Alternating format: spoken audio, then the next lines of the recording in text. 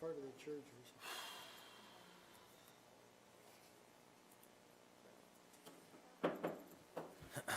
Good evening, everybody. Welcome to this portion of tonight's meeting, Public Works, Recreation and Arena Committee meeting. Notice members of the public, all cell phones, pagers, and PDAs to be turned off. I am your chair, Jason Trombetta. I'll start with any change in orders of item on the agenda. Seeing none, any disclosure of pecuniary interest or conflict of interest? Seeing none, there are no appointments. No one here to request items on the agenda. We'll move down to consent agenda items. I'll start with PW 21-18, West Lincoln Public Library Board minutes of April 12, 2018. Information report RFI PW 15-2018 Canada Day 2018 event update. The recommendation of the Public Works, Recreation and Arena Committee hereby approve the following consent agenda items. Items number 1 and 2, and hereby receive for information with the exception of items. I need a mover and a seconder. Councillor Chichuk, Councillor Bell, all those in favor? Consent. I have a question. Oh, you have a question? We'd have to pull, correct? It's consent agenda. Oh, I apologize, it's consent agenda. Well, if you don't want me to ask the question, it's okay. So you would like to pull an item, Mr. Councillor? Chair, if possible, I do apologize. I intended to pull item number 2, Canada Day. Pull item 1. Oops, I think we're pulling them both. Wow. This is really, sure. It's just because I'm chair. I understand. You guys are trying to just pick on the chair. Anyways, okay, so we need a, so I have Councillor Bell pulling items number 1, and I have Councillor Chichuk pulling items number 2. I don't mind if you do them in order, Mr. Chair. We'll start with Councillor Bell first, because it's number 1. No offense to you, Councillor Chichuk. Quick question. Move the item. Move the item. Moved and seconded by Councillor Chichuk to pull item 1. Do you need a mover and a second at the moment for Councillor? Item 1? Do you need a mover and a second for We just Councillor did. Chichuk? Oh, We just did okay, well, item no, I'm saying for yours, number 2. You got the floor, Councillor Bell. These are just 2 quick questions. Hopefully somebody can answer them. I see the library's not here. So it says that there are some additional pieces that are required, such as wall cabinets, shelving, storage, which will be determined after the other furnishings have been installed. Some small electronic items such as an OPCA table, children's literacy computer. Then it says, my question is, it's a television, an additional telephone will be needed to be purchased. Is there, somebody can answer why? Thank you for those comments. Maybe I have to direct to the, Councillor Ganan. I can do a few things. One of the things that, when the proposal went through, there were, and actually, Mr. Julian may know as well, there were some items that were left apart because of the grant and the way the grant was formulated. And so they have done a small amount. None of these come out to very much money. And they decided to get the major stuff that they needed to get and then see what money was left in the reserve.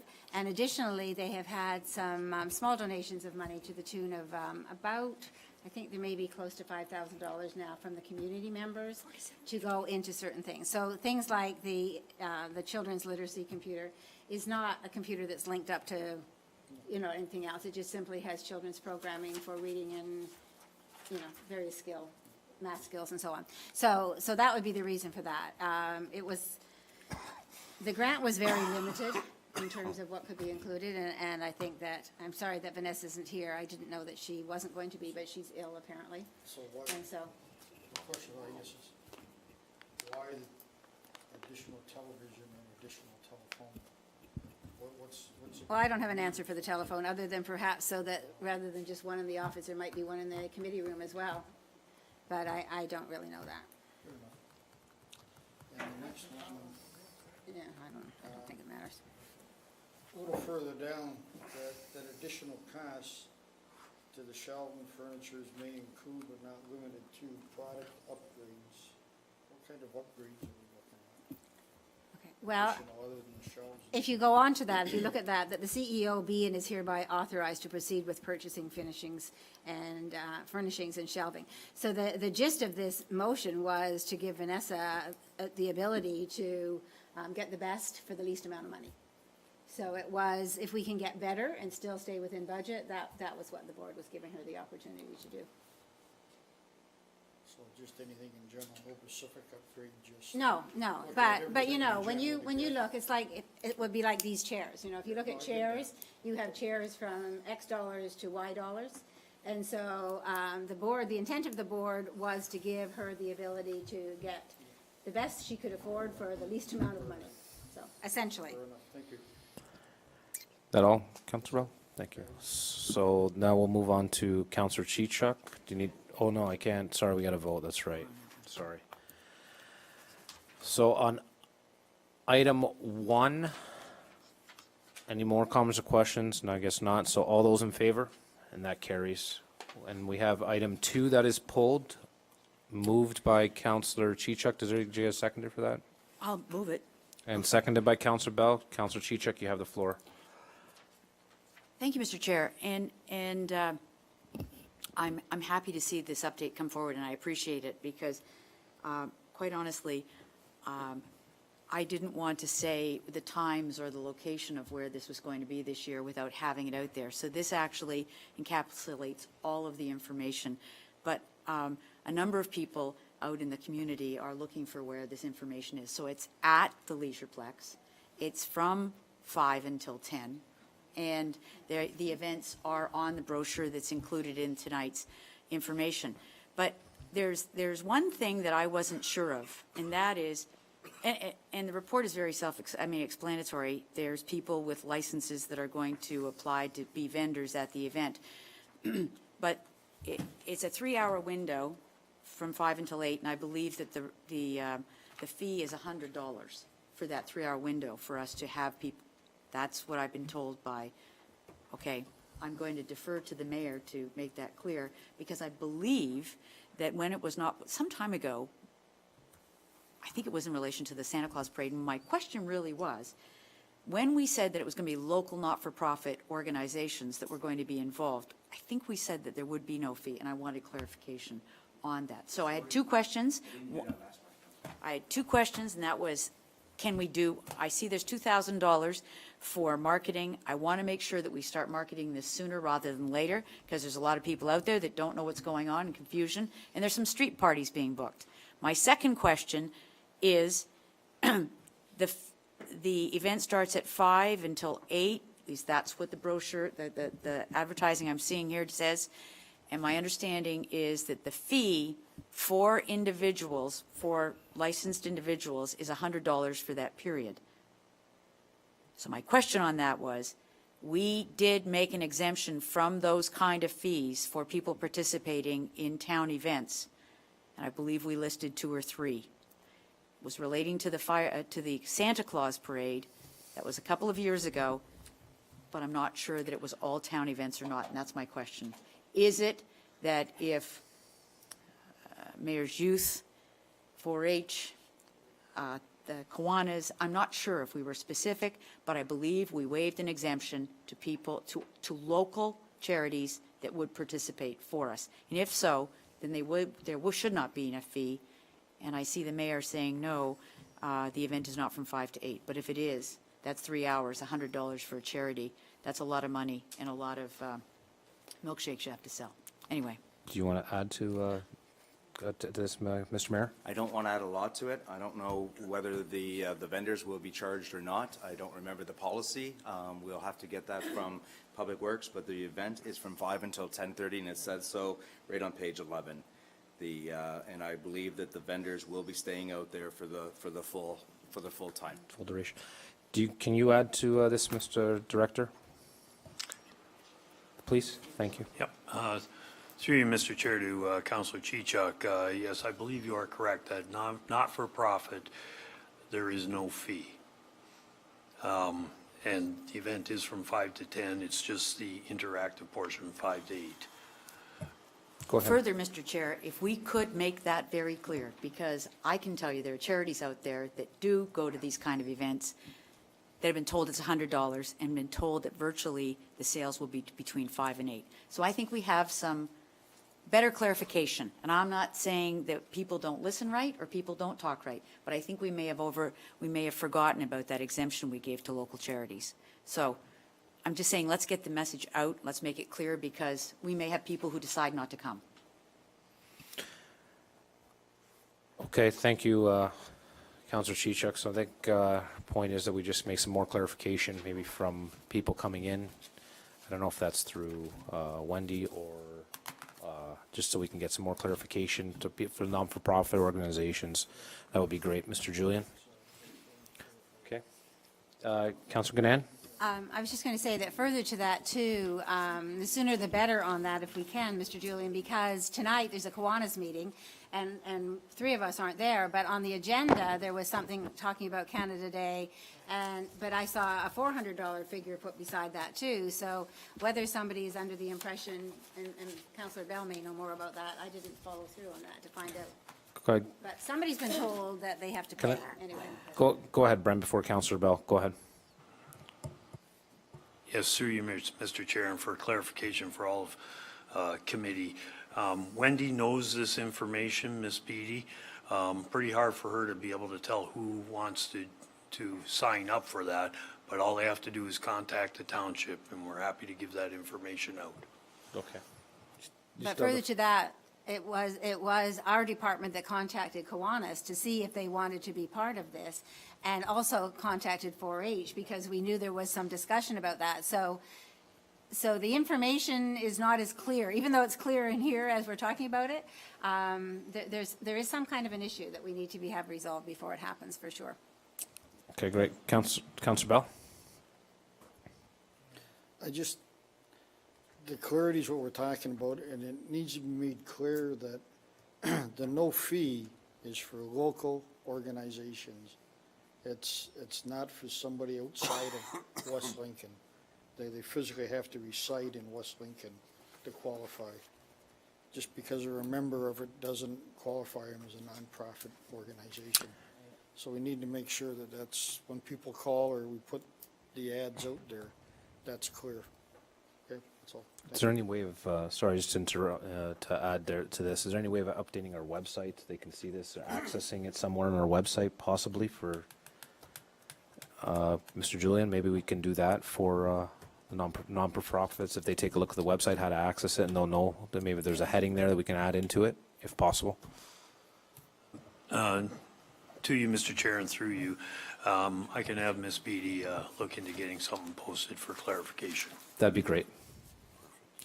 Seeing no other questions, I'll call the vote. All those in favor? And that carries. We'll move on to communications. Niagara Region Support Resolution of Safe Drinking Water Training, CL3 2018. The recommendation that the resolution dated March 5th, 2018 from the Region of Niagara regarding mandatory safe drinking water training for elected officials be received and supported. I need a mover, Councillor Ganan. A seconder, Councillor Chichuk. All those in favor? Any comments or questions? Sorry. Councillor Ganan, and then Councillor Chichuk. Okay, thank you. I actually have had a discussion with our clerk about this as well. I was very concerned when I thought that there were various members of the regional level of councillors were not necessarily as supportive of this as they should be, and saw that other municipalities were supporting the original recommendation. And so I felt that we should have that discussion as well. I very much appreciated being so-called made or bullied by good old Steve into going to that course, and it was absolutely the best time that I could have spent in terms of really bringing into focus the reason why we need to be well aware. I think complacency is sort of in place again. I think the fact that people feel that that's not perhaps worth their time to take that course worries me. It worries me considerably, because I think that it was complacency that Walkerton ended up in the mess that they were in the first place. And I am very delighted that West Lincoln is not in that boat that we've all had that course, that we've all have the understanding of how important it is that we support our Public Works Department and Steve McGee in particular and the kinds of work that he's doing.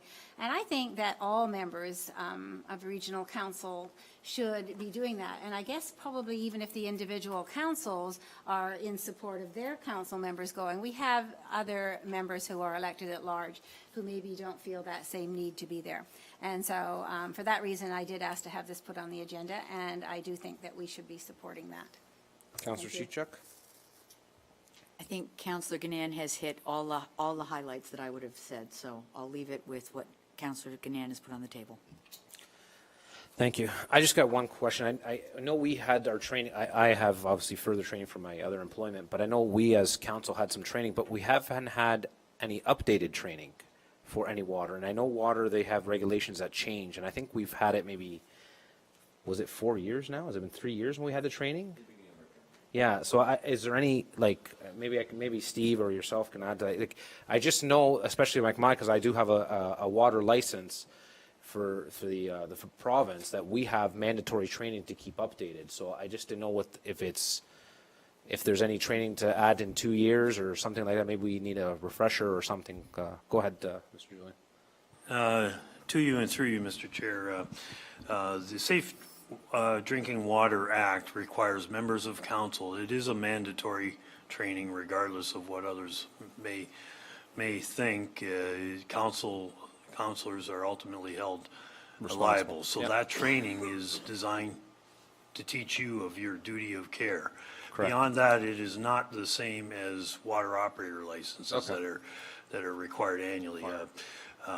Certainly a change in council. Okay, will I trigger was just things. wondering, just in case there's like any different regulations that come out that maybe councilors need to be aware of or what from a 4-year lag, right? So, It never hurts, Mr. Chair, to do the additional reminder training. correct. That's what I was looking at. Councillor Rayner. I think it should remember this water course we took 3 years ago was not because the government was being proactive, it was because the government was being lackadaisical and people died in Washington because they couldn't do their homework. So we were basically mandated to do something because if a serious problem happened otherwise, everybody else is all branded with the same branding right.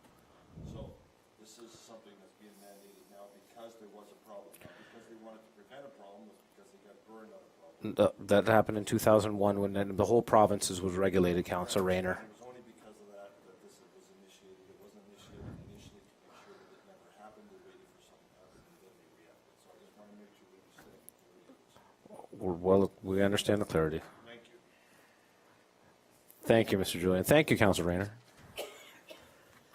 Seeing no other comments or questions, I'll call the vote. All those in favor? And that carries. Move on to staff reports. Item PW 23-18, Director of Public Works and Engineering, Brent Julian. Senior Civil Engineer Technologist, Paul Dobos. Recommendation Report, RFD PW 14, 2018, Authorization to Award Engineering Services for Bridge Rehabilitation Program. The recommendation that report RFD PW 14, 2018, Authorization to Award Engineering Services for Bridge Rehabilitation Program dated May 22nd, 2018, be received and that council accept the proposal submission by Associate Engineering Limited for rehabilitation of bridges, TWL-ID B29 and B23, BWL-W16 within the township in the amount of $149,761 plus HST, and that council approves an additional engineering contingency for the amount of $15,000 for the total amount of $164,761 plus HST engineering services, and that a bylaw be passed to authorize the mayor and clerk to enter into an agreement with Associated Engineering. I need a mover and a seconder. Councillor Chicha, Councillor Bell, comments or questions? I have one. Senior Engineering Technologist Powell is our new employee. Sorry, I just didn't know that. So that's nice to know. Excellent. Seeing no other comments or questions, I'll call the vote. All those in favor? And that carries. Move on to other business. Item PW 24-18, Director of Public Works and Engineering, Brent Julians. We have a MERS update. I wasn't asking that. No. That's excellent. That's excellent. Thank you. And just hope you can control yourself, Councilor Rayner. Mr. Julian? Thank you, Mr. Chair, and members of the committee. My monthly MERS construction update. Construction is progressing satisfactorily. The installation of the insulated metal wall panels is now complete, with the exception of a few openings that are still required for additional egress and entry for construction purposes. Glass walls around the library are also now complete. Storm system is complete, with the exception of a couple of minor connections for downspouts and where the earth pile is located. Flooring in the library, the foyer, and the wellness/gymnasium room is being prepared for a concrete pour. The wire mesh reinforcement is being installed this week, and the floor pour for the gymnasium and the foyer is expected May 29th, with the library to follow the following day, May 30th. The pre-engineering roof on the library and the remainder of the building is now complete. Precast second floor concrete slabs, floor slabs, for the walking track on the west side of the building, as well as the bleachers, have been installed. The interior of the arena is now starting to look more like an arena. There's pre-column shoring work for the east side for the walking track to construct the second floor cast-in-place flooring is expected to take place around mid-June. Construction staging plan has now been presented to us. The library will have one main access on the south end of the building. Again, these are temporary entries, as well as one each on the east and west side for emergency exits, and the contractor will accommodate, and they'll have the appropriate fencing around. The parking will be on the south end of the existing parking lot, or south and east of the arena, the existing arena. However, there's a hallway in between the library and the gymnasium that will be off limits, and there are washrooms in that library that are still under construction, but we will have 3 washrooms inside the library that will be available for the public. Weather during construction has pushed the date of the library opening to an estimated July 23rd. Doors and hardware have been ordered. However, Ball Construction has advised that their supplier has experienced some delays with delivery, which can affect the building occupancy. The contractor is working with the supplier to expedite the order, but has advised that should the doors and hardware be delayed, this could push the opening of the library into August. We'll keep you advised of that. Splash pad and playground are still set to open for July. Fixtures and the equipment for those 2 features have been ordered. In fact, the playground, I understand that they have that in a warehouse somewhere that's already been pre-ordered, right? And they advised me that shouldn't take too much to get going. There have been some delays, however, due to weather for the skateboard park. Work is proceeding on that park right now. They have done some pouring of concrete walls and foundation, and they will continue with the construction, but it may be a bit delayed. However, we are still projecting it to be open this summer. Tenders have been circulated and submissions have been received for furniture, appliances, concession stand equipment, sound and security systems. Furniture has been ordered. There is approximately an 8-week timing for the delivery, which also may affect the library opening date, but we're keeping a positive outlook. Staff is working hard to minimize these delays and minimize these potential delays, and will advise council with more information. Part of the cash allowances carried in this project is was for the security system, which includes the video systems, the security alarms, and the entry systems. The cash allowance amount carried for this was $80,000. The actual cost submitted was $102,882, or $22,882 over the allotted cash allowance amount. However, the cash allowance carried for the sound system was $150,000, and the actual submitted tender cost was $69,051.35 without HSD, for a total savings so far of $80,948. This keeps the cash allowances still well within the budget, and overall, the project still remains on budget. Installation works for the fiber optic phone lines has been ordered, and coordination of the telephone line work installation for the alarm systems is also being worked on right now. And finally, our fundraising capital campaign team is still meeting regularly. We have some very positive news to be announced this Friday, May 25th at 11 o'clock, where there will be a presentation to the capital campaign team. This presentation will be held on site. There will be a tour of the facility as well at that time. Construction boots are mandatory, however, we will supply hard hats and vests for those who wish to attend. And that's my report. Great. Thank you, Mr.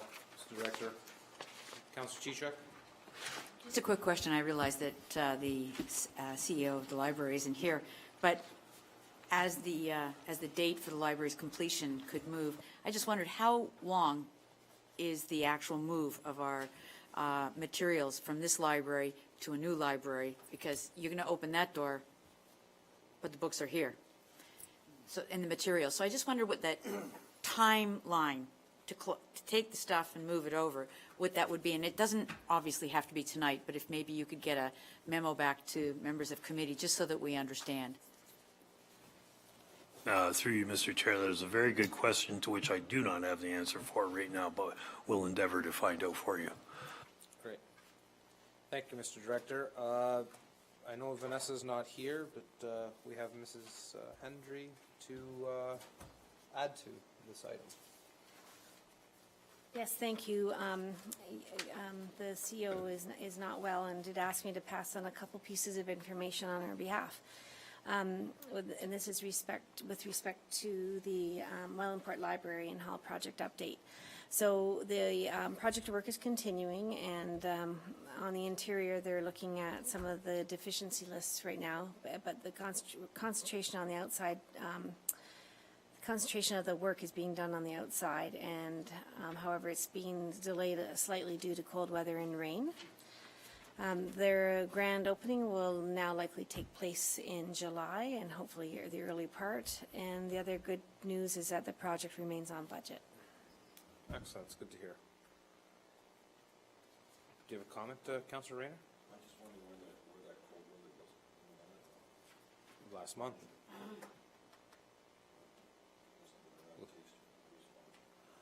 Thank you, Councillor Rayner. Thank you, Mrs. Hendry. I guess we'll move on to PW 26-18. I'll start to my right. Members of council, any other business of informative nature? Mr. Mayor? Councillor Bylsma? Councillor Gannan? I do, thank you. Further to just the CAO's report on the library, my husband and I actually went out Saturday morning to have a look. I know that part of the issue with weather, Councillor Rayner, had to do with the cement being poured around and the gardens being put in. The cold weather referred to the plantings that have not been able to happen in the Indigenous garden. No. The construction is good. So, but the garden planting, so that the garden work has been done, but there are no plantings there. The things have been purchased, and many of them are in storage, and they were waiting for it to warm up at that point in time. So that was part of the issue. But we did peek in, and temporarily there is a Wellandport Library happening in the community room with paper down so that things stay clean. We just were full of mud, so we opened the door and peeked in and said hello and had a little look around. But it is starting to come along, and it is looking very nice. But you can see that obviously there is still the finishing touches to be done. So Thank you. Excellent. Thank you, Councillor Ganan. CAO, nothing? Yeah?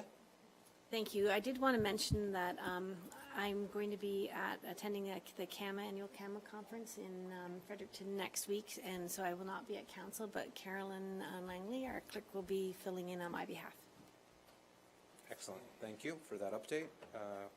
Carol, anything? Councillor Chichok?